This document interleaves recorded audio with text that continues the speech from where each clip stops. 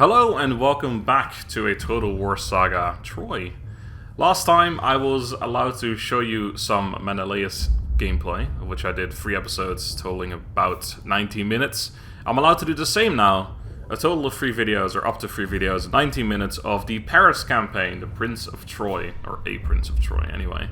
So, I'm going to immediately say that I'm not going to cover all the basics anymore, because I kind of did that in the Menelaus video, or the first Menelaus video anyway, so I'm going to put a link in the description to the Menelaus campaign. If you haven't seen any campaign gameplay yet, I would certainly recommend watching that first, because I explain all of the basic stuff. But yeah, other than that, let's get on to the Paris campaign. So, Paris has a starting position that is hard. We can see his victory conditions again, but this is not going to be relevant because I'm only allowed to play up to turn 40, which we're not going to get to. Also, yeah, no difficulty again in this build, same as with the Menelaus campaign. It's still the same build. I should also mention that by the time you see this, I don't have access to this build anymore. I wouldn't have had it for over a week, in fact. Anyway. We are Priam's heir. Fulfill tasks for your father Priam, king of Troy, to gain his benevolence. Gain maximum benevolence before your brother to confederate him and the city of Troy, and do not let Troy fall to her enemies. So yeah, we have a special mechanic that is shared with Hector. Again, I'm not allowed to show you guys these other starting positions. I'm only allowed to show Paris in this one. Yeah, Hector has the same Priam's heir mechanic, and basically you're fighting, well, not fighting, but competing with him to gain. I can show you, of course, in the game. Like, go up as fast as possible in this bar, and once you get to the top, you actually confederate both Hector as well as the city of Troy. Then we have Helen, my love, where we can move Helen between settlements to keep her close to Paris, her arrival celebrated by the local populace. Paris and Helen are happy together and will affect their respective army and settlement positively. Paris and Helen will grow lonely when apart and will affect their respective army and entire faction negatively. Should another faction capture Helen, rescue her as soon as possible. So, what this means is we have a specific mechanic where essentially we have to keep Helen close to us or we get these really big negative modifiers. We can actually purposely let her get captured and then recapture her to get an insanely good bonus as well. But again, when we get into the game, I'll show you guys all that. Recommended playstyle for Paris. Paris' roster is focused on range superiority in battle and brings in some of the best archers combined with some good defensive line and some quick axe units. So yeah, he has lots of range units. So first of all, we have the Champions of Troy. We have Trojan noble chariots, the Trojan princes, and Trojan nobles. So these are all range units, and you get one of them early on. I think it's either the nobles or the... I think it's the nobles, I'm not sure. We'll see in a minute. And yeah, they're just a solid range unit. I really, really like range units in this game. I'm a big fan, so especially because you have no cavalry, range units become more important because you can more easily flank around with no fear of getting attacked by cavalry, which is just great. And then we have, you know, a bit of information about Paris, and then we are the son of Priam and Hecuba. Minus 5% to the construction cost of all buildings in the region that he's in, and grants accuracy to missile units and heroes' army and reduces friendly fire in that army as well. So, protect our beloved. Oh, also, yeah, our heroes. Sorry, I didn't mention this. We can't recruit warlords, but we can recruit fighters. Sorry, fighters, defenders, and archers. Okay, once again, going to skip past the cutscene because, again, you can just watch that one online anywhere. It's freely available. I don't want to waste my precious 90 minutes on watching a several-minute cutscene. But yeah, I actually, out of the 2 campaigns that I played, I think I like the Paris one more, simply because I really, really enjoy the range units, or at least the archers. Ah, magnificent Paris. Menelaus of Sparta is devoured by rage after you eloped with his wife, Helen. Paris of Troy must pay! War will surely follow. As you sail homewards with Helen, away from the turbulent clouds gathering in the west, you consider the reaction of your brother, Hector. Brother, your foolish passion has doomed us. You rule over Troad from your mighty citadel, where fair Helen can gaze out over the wine-dark sea. The rich eastern lands are beyond the reach of the Achaeans. Your brother Hector guards Troy's approaches.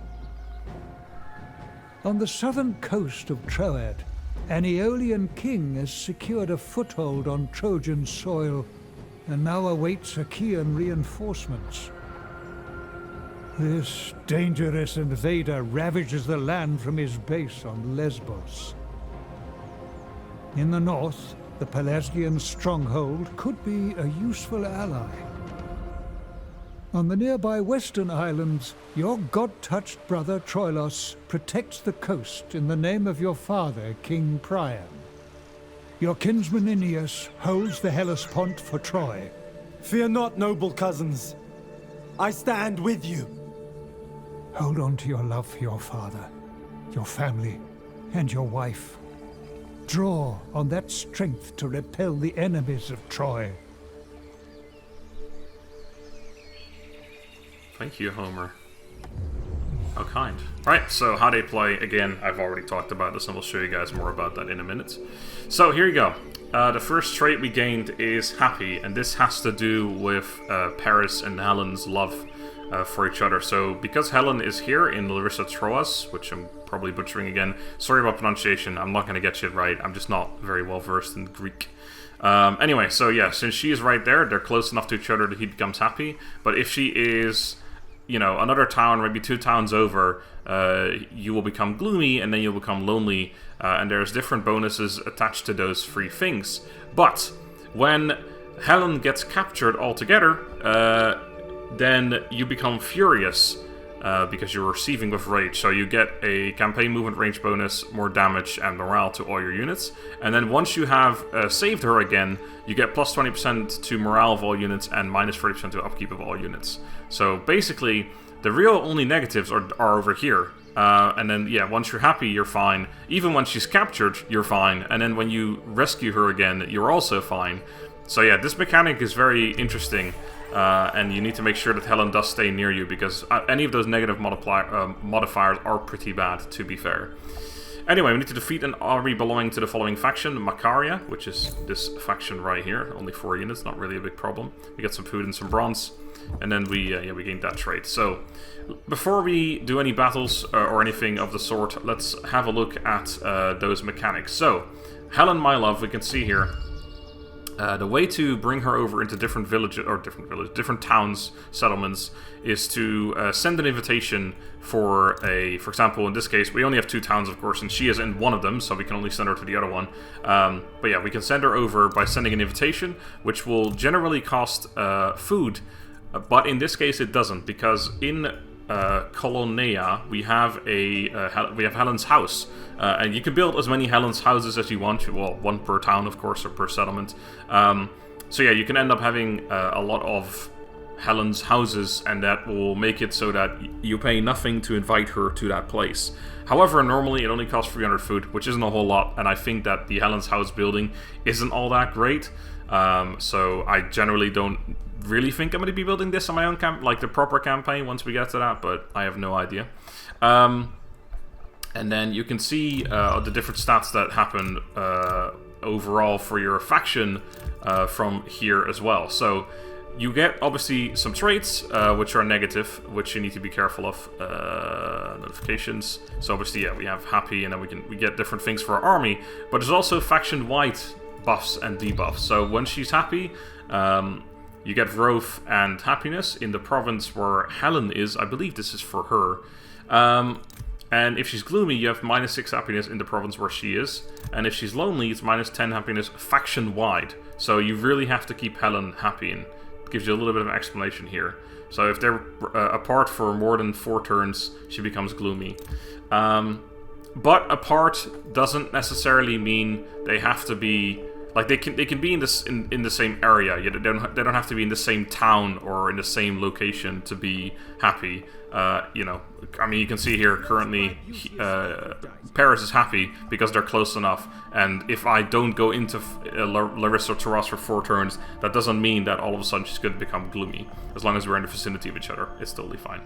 So then there is Priam's heir. So we can see there's a bunch of things here that you get favor for from your dad, from Priam. For example, we get +2 for defeating Achaean heroes. We get +5 for defeating faction leaders, Achaean faction leaders. We get +10 for each province producing 400 or more food per turn, +10 for each province with 20 or more happiness. And these things, if I recall correctly, can change over time. So this one might go away, and then a different thing will appear, and you basically have different goals to try and get over time.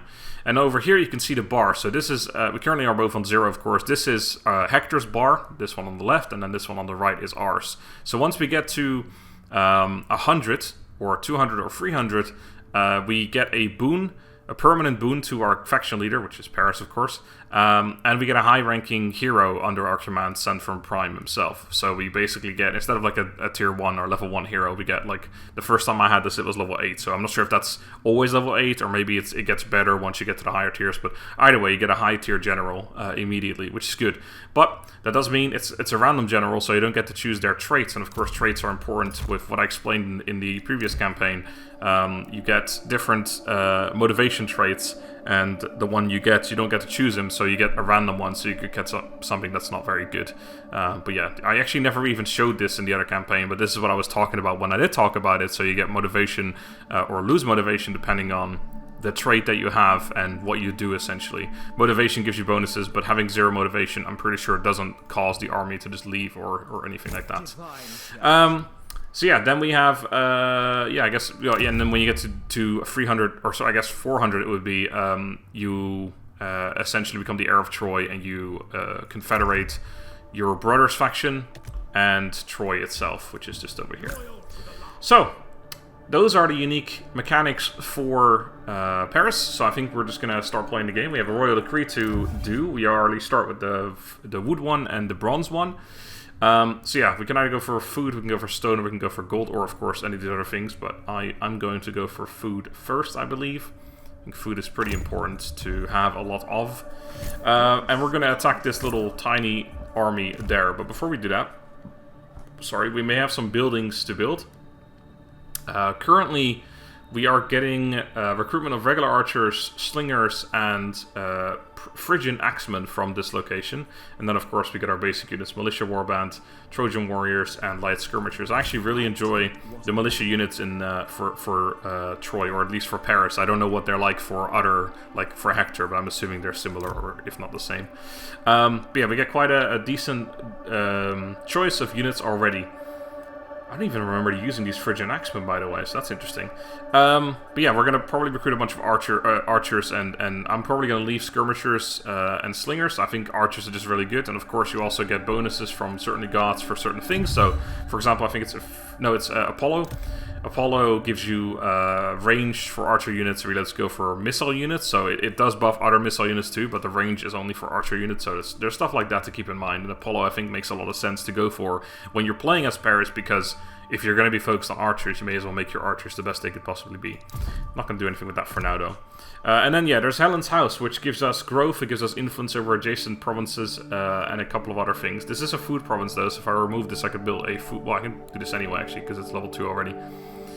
That's interesting, actually. Why can I build that when it's level... I shouldn't be able to build this until, like, this building slot until it's level 3. Unless it's based on the fact that we have this, but... Oh, I'm confused. Anyway, it doesn't matter. Maybe that's just me not knowing the game well enough. But yeah, I think we're just going to go ahead and build the arable land here. I'm probably going to keep the rest of the buildings the way they are right now, because I don't need to... I think we want to recruit some Phrygian axemen. I didn't actually recruit any of these last time, so it'd be interesting to see what they're like. So, with all that done, I'm not going to upgrade that because I don't care too much about that building. I think we're just going to jump into battle. This looks like it could be an auto-resolve. I also was thinking, last time I went for this army, and then I took Hamaxitos, which we actually need to colonize, so it's going to cost us some stuff to do that. But yeah, I was thinking we could take this instead, but you can't actually reach, because if you don't take this, Hector takes this on turn 1, essentially. But that means, like, we can't reach it, so there's nothing we can do about that. So let's just attack this army here. That is just the most clear auto-resolve ever, but I might just quickly do this battle anyway, because, again, I'm going to get 90 minutes, I might as well take whatever battle I can get right now. And just show you guys the strength of the archer. So these are indeed the Trojan nobles, I believe they are. We'll get to see that in a second. Could be the Trojan princes. I have yet to learn all the different portraits and such. But either way, we should be massacring these guys. And archers are just so fun. They'll feel really satisfying. Yeah, they are Trojan nobles. Anyway, so let's just sit on this little bit of a hill right here. Seems like a good idea to me. We'll put our spears here in the center. Something like that. And we'll put our two-handed club boys on the flanks. Also, I did do a little bit of zooming in, but I never really showed you guys like specific units and stuff, so I guess I can do that. I mean, these are low-tier units. They're not going to look particularly phenomenal. But, oh my god, the leg hair. Holy crap, that is one hairy leg. These are some... That hair is really weird. Why have they got like... It's like really short hair there, and then it's like a little bit longer in the back, or quite a bit longer. And then our Trojan nobles, which will look a little bit cooler, with some cool armor, and this guy's got horns for whatever reason. Anyway, there you go. I never really looked at the units in the other campaign, so they are coming towards us. No real surprise there. And of course, there's Paris too, which I guess I should have a cheeky second. But he looks, of course, similar to what his character looks like on the thumbnail as well, because you know that's just the character art. Oh, and he's firing, boys. We need to move out of arrow range. Oh, their general's an archer too. I didn't realize. Well, let's shoot him. Our ability right now is Flights of Artemis, which gives us 100% missile damage and 50% speed, which is not bad. Their units have shields, so all of them do. So there's no better targets here for our archers. So shooting these guys is totally fine. Start running these guys a little bit towards the flank. And then fire as much as possible with the archers, and then just send them around the flank as well, I think. Victory is close enough to taste. Oh, I'm tasting that victory, boys. Victory tastes... Oh god, are they... Oh no, they were actually flying. I could have kept going. It's okay. It's okay. Right, let's send the archers around as well, because I don't like firing into my own men. Although we do have less friendly fire damage, because that's one of our special traits as Paris, which is nice. We're still having a duel with this man who's turned the other way for some reason. I don't know why he was facing that way. But look, it's not my place to judge which way a man faces when he's trying to shoot the enemy. Maybe he was trying to do trick shots, I don't know, 360 no-scopes or whatever. You can see again the bug of running through units. Again, I should mention, this is going to be fixed for release. That's not normal. You're not supposed to be able to move through units like that. Also, no, totally didn't mention this yet, these guys have the special trait where they can shoot while moving. So they can actually run up to this guy and shoot at him during the movement, which is great. Let's use our Flights of Artemis ability here. Okay, I want you to shoot at him, so let's actually... Oh, you are doing that. Wow, that's phenomenal. I guess the AI... Or sorry, not the AI. Your units are smart enough to focus the units that are still unbroken, essentially. Anyway, let's just have a bunch of volleys on this man and triple speed the rest of it. Don't need to waste any time here. Can we kill him with arrows? He's pretty low. I want to see this happen. I don't think this man is going to live. Hades has claimed the enemy hero. Hades has claimed him. Alright, let's get out of here. Decisive victory. Good. My favorite kind of victory. So yeah, archers didn't, you know, get a ludicrous amount of kills or anything, but they obviously weakened the enemy a lot. This is the thing about this game, is the same as in Warhammer. Is that that is always the case with, you know, you've got this health mechanic, so units are generally going to... I'll take the replenishment. Units are generally going to, you know, not die on the first arrow, so they're just going to take a bunch of damage from arrows, and then they'll die pretty easily in melee. We got our mission done, and now we have a new mission to muster the troops, have at least 12 units in total. We did a battle, killed an enemy, we got some of Priam's respect. We got a level up as well, which means I can start showing you guys Paris, which I haven't really done yet, so let's have a look at him. So first of all, he has his lineage, which we've seen already. The Homeric character, every legendary character or epic character has this epic hero, which basically means he can't be killed, he gets wounded instead. Then he actually is an epic hero, so he has a different ability from that, or trait from that too, and then of course we have the trait for Helen. We've got all of our stats there, so you can have a look at those if you want to pause the video. His equipment, we currently only have Paris' leopard skin, which gives him some extra speed and the stalk specialization, and he has Favor of Aphrodite, which gives him +5 per turn favor with Aphrodite, which sounds good, except you all of these go down by 10 every single turn anyway, so basically with Aphrodite we're only going down by -5 per turn, but we're still going down, so there's not really any benefit to that, unless we start, of course, upping that one. And then we have a level up, so start with the Flights of Artemis, which we've already looked at. We have Cheat Hades, which gives us damage resistance and speed, or we have Centaur Drill, which allows us to fire while moving when he's mounted, I believe. I mean, I might just let him do it anyway, but I do believe it says, yeah, this unit can fire while on the move with a mount, which we don't have a mount yet, so I feel like this is a bit pointless. This could be good later on, but I think for now we are going to just take Cheat Hades, because it's, you know, speed and damage resistance is nice. If he does get himself into melee, it's pretty useful, and he does go into melee quite often, from my experience. And yeah, then later on we get some more abilities, which we'll have a look at later, of course. But, I mean, I'm kind of going through them anyway, just to get you guys an idea for what they are. Cool, so then we're going to take this place. We can colonize it. It's going to cost us some food, wood, stone, and, of course, a ton of our soldiers, which are going to settle here. This is what's different with colonizing in this compared to with Menelaus. Menelaus had the ability to colonize from a distance without using any of his men, but right now we're 719 men of our army decided to settle there, so they have to replenish for quite a while, which is a lot more painful. But of course there is the way of just doing it with a single person, like just sending a general somewhere and having him colonize. I don't know if it costs more money or anything, but I like how the port's already fixed, but we still need to fix that up. I wonder if it's actually better to do that first. It might just be, especially because this is going to give us more wood, which is useful. How short are we to be able to do this? 700? Oh, yeah, we are very, very short. I think we're going to just kind of sit here. I don't know if I want to really replenish, or sorry, recruit anything, because of course, you know, the sooner we start recruiting, the less income I'll have, so the longer I wait with recruiting, the more I'll be able to recruit, or the faster we'll be able to recruit the rest of our army, so there's no real point in recruiting anything just yet, unless I'm planning on going south immediately, but I think we can save ourselves a couple of turns. So let's just pass the turn, I think, and have I done everything? We have, well, I could have a look at diplomacy, but there's not really much we can do here. We have a lot of friends around us. I mean, Hector is our kinsman. I think Dardania is the other guy who had said early on is our kinsman. The people to our west who are, God, I don't know. These guys, they are that's my brother, I believe it said. So there's that as well. There's just, you know, you have the Pelasgians, which is essentially us, and we're always going to have fairly good relations with them. Then we got the Achaeans, which is, you know, the Menelaus, and this is Agamemnon, etc. Then we got the Aeolians, probably, the Horde Amazons, which I'm guessing is something to do with the DLC, the pre-order DLC, but well, actually, it's not really pre-order DLC because the game is free on the first day. But anyway, yeah, you have the Amazons, which I'm guessing is the DLC. You've got the Leges, another Amazons, and the Thracians. So yeah, plenty of different cultures, I guess. I don't know where the words Danaan come from, because I thought we were Danaans or something, but I don't even. Someone can explain that one to me, I'm sure.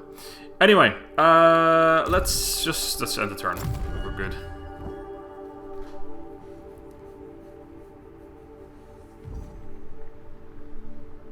Because yeah, there's when you select a faction to play with, it actually has two different like titles for them, and one of them is Danaan, and I'm pretty sure that was us. But anyway, we got to issue a royal decree, which we're already doing. We also got to upgrade a settlement building, any settlement building, which is, well, I mean, we just did that one. Unfortunately, I didn't actually count, so I have to do something else, but that's okay.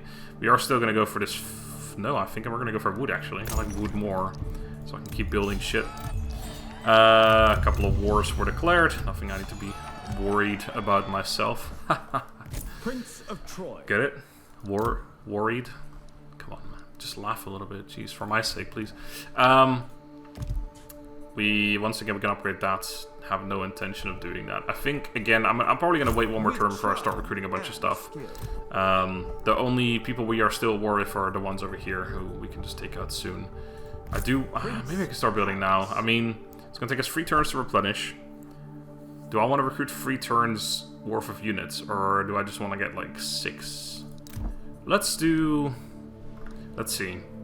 Which units am I even going to recruit? That's another question. So when I played this by myself, I actually just had a bunch of... I had like a line of militia warband and a couple of Trojan warriors. And then a whole lot of archers. I think I had 7 ranged units, archers and Trojan nobles. I didn't actually use any Frisian axemen.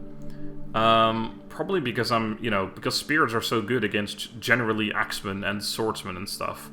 But this unit does seem pretty nifty. Let's compare it to the regular militia warband. So this unit... Oh, there's an expert in flanking. Okay, I guess this is more of a flanking unit then. But it does have a shield. Has more morale, lower speed, more melee attack, same melee defense, more damage, and a higher charge bonus. And I'm guessing that damage is more armor piercing as well. So that's 12 armor piercing damage.